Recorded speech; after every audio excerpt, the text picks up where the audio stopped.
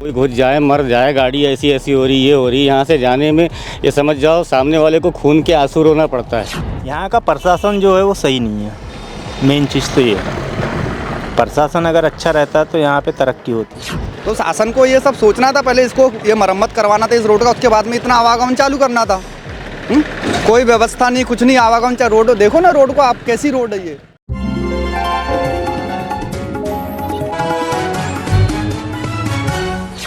बालाघाट शहर में सरेखा रेलवे फाटक पर बीते 4 महीने से रेलवे ओवरब्रिज का निर्माण कार्य जारी है। नियमानुसार प्रशासन के द्वारा यहां पर बढ़ते यातायात के दबाव को कम करने के लिए सबसे पहले सर्विस रोड का निर्माण किया जाना था, लेकिन प्रशासन के द्वारा बिना सर्विस रोड के ही यहां पर ओवरब्रिज का निर्माण कार्य प्रारंभ कर दिया गया, जिसकी वजह से लगातार बालाघाट शहर में और जिला मुख्यालय में पहुंचने वाले लोगों को हमेशा यातायात के भारी दबाव का सामना करना पड़ रहा है। जिला प्रशासन के द्वारा जब आरओबी निर्माण के दौरान निरीक्षण किया गया तो उनके द्वारा बालाघाट शहर में यातायात के बढ़ते दबाव को कम करने के लिए नवेगांव से गोंगलई होते हुए बालाघाट शहर तक वाहनों की पहुंच बनाने के लिए एक बाईपास को यहां पर मरम्मत करने के लिए आदेशित किया गया। लेकिन आज 4 महीने के बाद भी जिला प्रशासन के इस आदेशों का आखिरकार यहां पर कोई पालन नहीं हुआ है,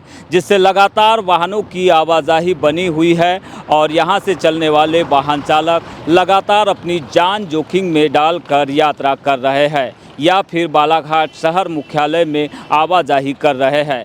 ऐसे में आखिरकार लोगों के मन में क्या कुछ चल रहा है और प्रशासन के इस रवैये को लेकर वे क्या कुछ कहते हैं, आइए समझने का प्रयास करते हैं आज की इस कवर स्टोरी में।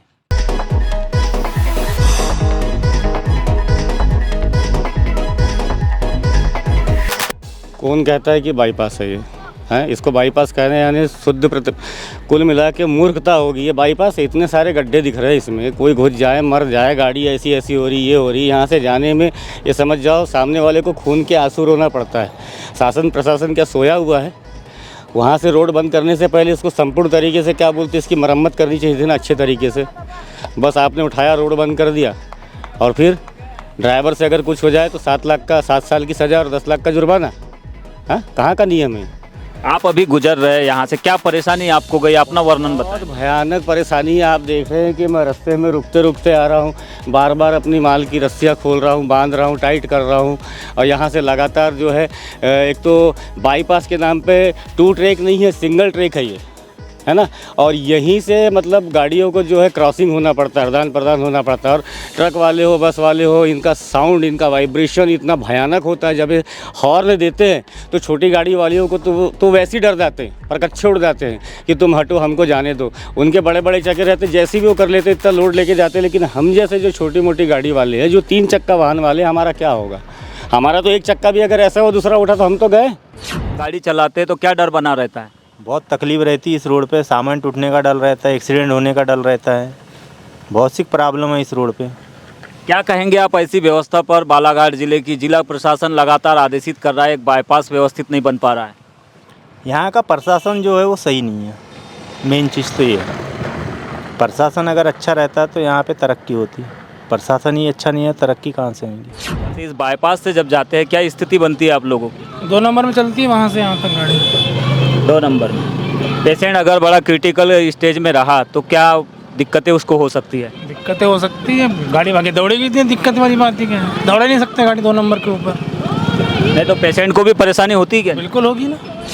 रेलवे ओवरब्रिज निर्माण कार्य को देखते हुए जिला कलेक्टर डॉक्टर गिरीश कुमार मिश्रा के द्वारा लोक निर्माण विभाग के अधिकारी को नवेगांव से गोंगलई के मध्य बाईपास के मरम्मतीकरण या फिर नवीन कार्य के लिए कम से कम 2 बार आदेशित किया जा चुका है। इन सब के बावजूद हम ये देख रहे हैं कि यातायात के बढ़ते दबाव को कम करने के लिए जो बाईपास मार्ग बालाघाट में शुरू किया गया है, यहाँ से सभी प्रकार के भारी वाहनों का आवागमन तो जारी है, लेकिन बाईपास की जो हालत है वो खस्ता हाल हो चुकी है। लोगों को हमेशा जान जोखिम में डालकर इस मार्ग से सफ़र करना पड़ रहा है, अपने गंतव्य की ओर जाना पड़ रहा है। इस पूरे मैटर पर हमने लोक निर्माण विभाग के कार्यपालन यंत्री से चर्चा की तो उन्होंने बताया कि करीब 1.25 करोड़ की लागत से इसका निर्माण कार्य जल्द ही होना है, लेकिन बीते 4 महीने से आरओबी का निर्माण कार्य शुरू होने के बावजूद अभी तक यह जो रोड का बाईपास निर्माण का जो टेंडर है वो जारी नहीं हुआ है, यानी कि कार्य स्वीकृत नहीं हुआ है। लोक निर्माण विभाग के अंतर्गत जो है 3/20 में जो है अंतरिक्ष मार्ग का निर्माण किया गया था, वह कार्य पूर्ण हो गया है। कुछ पेचेस हो गए हैं तो ठेकेदार को निर्देशित किया गया है कि पेच का कार्य करे, और शेष कार्य में जो है प्रस्ताव बनाकर शासन को भेजा गया है मरम्मत कार्य के लिए। शीघ्र स्वीकृति मिलने के बाद ही कार्य पूर्ण किया जाएगा। ऐसे में आखिरकार इस मार्ग से चलने वाले लोगों को किस तरह की असुविधाओं का सामना करना पड़ता है, आइए सीधा समझते हैं यहाँ के स्थानीय लोगों से। क्या नाम है आपका? हरदेश कुमार बिसेन, बिसेन जी, कहाँ के रहने वाले? गोंगलई। बताएंगे इस मार्ग से चलने वाले लोग कितना सुरक्षित है? भैया सुरक्षित क्या, तकलीफ ये है, ऐसा लगता है कि अब कहाँ से गाड़ी निकाले, बड़े बड़े गड्ढे हैं। बसें चलती है, बस वाले तो ऐसे गाड़ी चला उटपटांग चलाते तेज़ रफ्तार में, समझ ही नहीं आता कहाँ से जाए आदमी। ऊपर से गांव के बच्चे जाते हैं, ऐसी रोड में बच्चे साइकिल से स्कूल जाते हैं, कैसे कैसे जाते होंगे, वो डर लगता है घर से निकलते हैं तो हमको। तो शासन को ये सब सोचना था, पहले इसको ये मरम्मत करवाना था इस रोड का, उसके बाद में इतना आवागमन चालू करना था। कोई व्यवस्था नहीं, कुछ नहीं, आवागमन चाहे रोड देखो ना, रोड को आप कैसी रोड है ये, कोई भी गाड़ी वाला कहीं से भी घुस रहा है, जहाँ उसको जगह मिल रही है वहीं से घुस जा रहा है। जो बाईपास की स्थिति दिखाई दे रही कलेक्टर के आदेश के बावजूद, क्या कहेंगे आप? शासन के आदेश अनुसार जो ये रोड में मतलब बाईपास बनाया गया है अभी वर्तमान की स्थिति में, लेकिन रोड की स्थिति बहुत ख़राब है, जिसके कारण क्या आए दिन दुर्घटना हो सकती है, एक्सीडेंटल केस आ सकते हैं, ऐसी स्थिति निर्मित है अभी। और यहाँ से जो नवेगांव से जो बाईपास मतलब पॉलिटेक्निक कॉलेज पर डेंजर रोड तक जो गया है रास्ता, जिसमें ये जो गोंगलई के पास मंडी के आसपास के जो है एरिया, दारू भट्टी है सामने, वहाँ पे भीड़ भड़क्का रहती है। रोड ख़राब होने के कारण बच्चों को भी बहुत तकलीफ का विषय है। बच्चे लोग पढ़ाई करने यहीं से गुजारते हैं और उनके पढ़ाई के क्षेत्र में काफ़ी अवरोध उत्पन्न हो रहा है, क्योंकि ट्रैफिक व्यवस्था बहुत ज़्यादा है। क्योंकि रोड सिंगल व्यवस्था है, रोड जो है सिंगल लाइन है, डबल लाइन होना चाहिए था, या रोड अच्छे से बना लेने के बाद में अगर यहाँ से आवागमन होता है तो ज़्यादा अच्छा रहता है। शासन की लापरवाही है। तो कुल मिलाकर शासन प्रशासन के द्वारा बाईपास से भारी वाहनों की आवाजाही तो शुरू कर दी गई है, लेकिन यहाँ से चलने वाले वाहन चालकों को किसी प्रकार की सुविधा नहीं मिल रही है। खासकर गोंगलई से लेकर नवेगांव के मध्य जो 1 किलोमीटर का मार्ग है वो इतना जर्जर और खस्ता हाल हो चुका है कि कभी भी इससे लोगों की जान सासत में आ सकती है। आखिरकार इस पूरे मामले पर स्थानीय विधायक अनुभव मुज्जारी का क्या कुछ कहना है, आइए सीधा उनसे समझते हैं। क्षेत्रीय विधायक होने के नाते भी मुझे कहना अच्छा नहीं लगता, लेकिन कहना भी ज़रूरी है कि मुझे पूरी तरह मेरे सुझावों को अनदेखा किया गया। मेरे भोपाल से आगमन का भी 2 दिन का भी इंतज़ार नहीं किया गया, और सर्विस रोड इन्होंने किसी भी तरह से उपलब्ध नहीं कराई नागरिकों को, और मनचाहे तरीके से इन्होंने गोंगलई वाला रास्ता तय कर दिया कि आपको वहाँ से घूम के आना जाना है।